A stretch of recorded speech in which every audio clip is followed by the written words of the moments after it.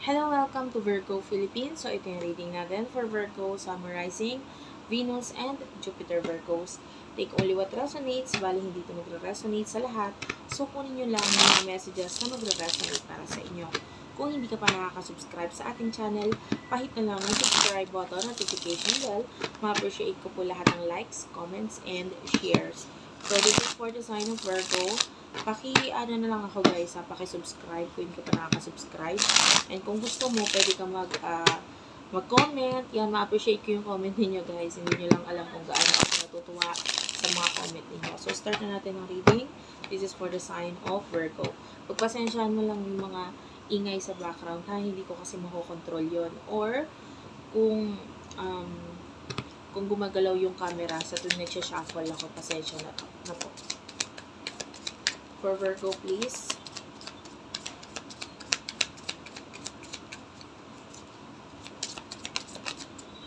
Okay.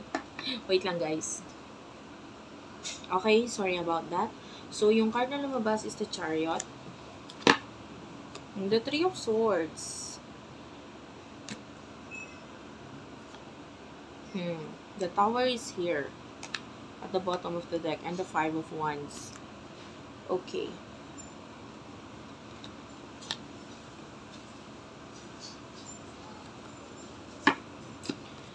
There's a person na nakikita nating sobrang masasaktan ngayon with the Three of Swords energy. Ang dating niya is parang siya yung mailap or lumalayo, but definitely ang energy is papapalapit or pabalik itong taong ito.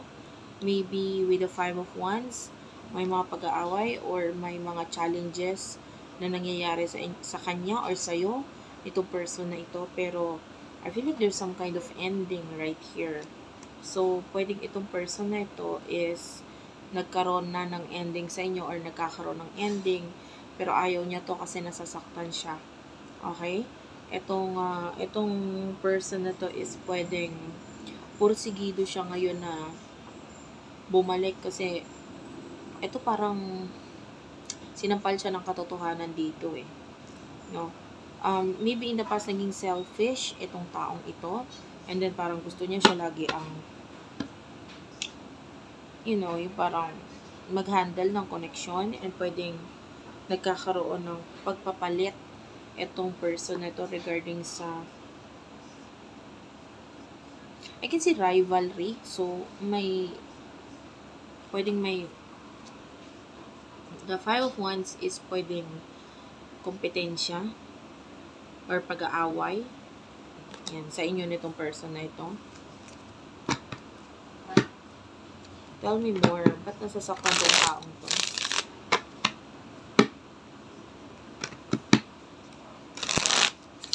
Pwede nag-end na yun sa inyo, or pwede ngayon nagkakaroon ng ending. Emotion ng taong to. The Devil is here. This is Capricorn energy with the Three of Pentacles. Taurus, Virgo, Capricorn. The word is repression. So, may pagpipigil. Itong person na ito na mag-reach out. Nagpipigil siya na mag-reach out sa'yo. I feel like mababa kasi yung kanyang self-esteem or pinanghihinaan pa siya ng loob. So, definitely, hindi siya nagiging honest sa emotions niya. This person wants to take actions na yung action na yung gusto niya may commitment, no? This person is really motivated na just in case na babalik siya or dadating siya sa buhay mo, nakikita niya yung responsibility or yung responsibilidad dito eh. And I feel like nakikita niya na pareho naman kayo na kayang i-accept yung responsibilidad. So, this person wants to help you. Gusto kanyang tulungan. Tell me more about this person's emotions. Actually, hindi pa rin malinaw kung ano ang emosyon nitong taong ito kasi nga pinipigilan niya. Yung grabe, sobra-sobrang pagpipigil guys. Hindi mo lang alam. The Star is here. So, definitely, this person really do likes you. Gusto ka niya. And, hindi niya rin ina-expect sa sarili niya na mararamdaman niya yung ganun. Hindi niya rin inakala or inisip na with the Five of Pentacles, bakit kita gugustuhin, meron naman ako nito, meron ako niyan, ganun. So, pwedeng siya mismo sa sarili niya, hindi niya akalain na magugustuhan kanya ng ganon. But this person, hindi niya kayang pigilan ngayon yung pagkagusto niya sa'yo with the Empress. Talagang definitely, this person admires you. And, I feel like, nagiging masaya siya pag nakikita kanya, pag nakakausap kanya. So, that's one thing na nagde-develop dito sa person nito, no? Yung pagkagusto niya sa'yo. Every time na nagkakaroon ng communication or connection sa inyo, mas lalo kanyang nagugustuhan.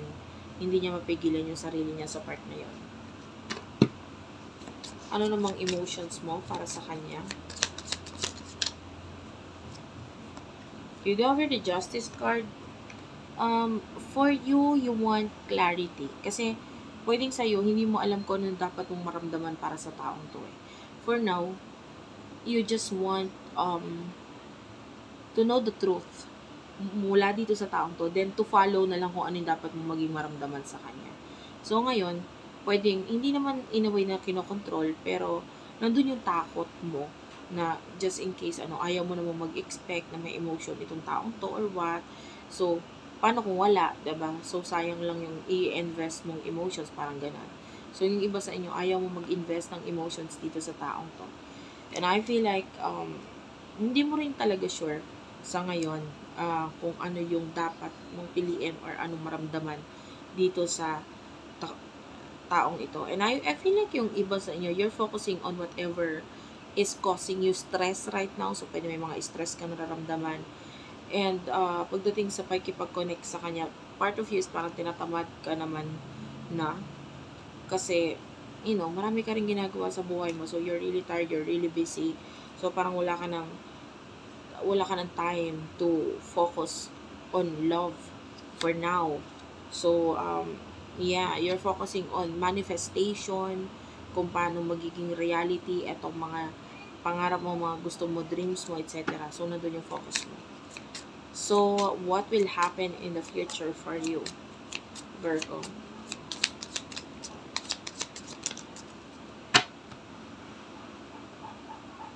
Hindi ko itong kukunin, guys. Masyadong marami. I'll just take this one. You do have here the Nine of Cups.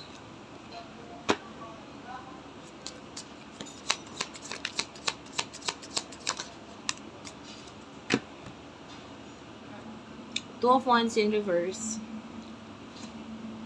The Hermit, this is you, Virgo. And, Five of Swords. Anyway, in the future, I feel like you're focusing sa mga, sa sarili mo. You're being a Virgo, so parang, napakadali sa'yo dumistansya sa isang tao once na isipin mong dumistansya or kalimutan or maging silent sa connection. Madali para sa'yo yun eh. Kasi you're a Virgo.